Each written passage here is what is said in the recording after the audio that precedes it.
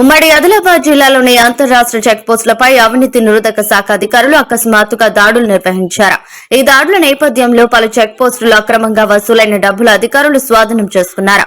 నిర్మల్ జిల్లా బైంసా చెక్పోస్టులో ఏసీబీ అధికారులు 3,000, ఆదిలాబాద్ జిల్లా బోరగ్జ్ చెక్పోస్ట్ లో భారీగా 1,26,000, కుమ్రం భీం జిల్లా వాంకిడి చెక్పోస్ట్ లో 5,100 నగదు పట్టుకున్నారు.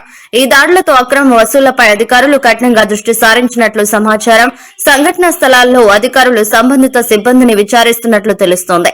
రోజువారీగా పోగైన డబ్బులు తమ ప్రత్యేక ప్రైవేటు వ్యక్తుల వద్దకు ఎప్పటికప్పుడు జారవేస్తున్నట్లు విశ్వసనీయ సమాచారం.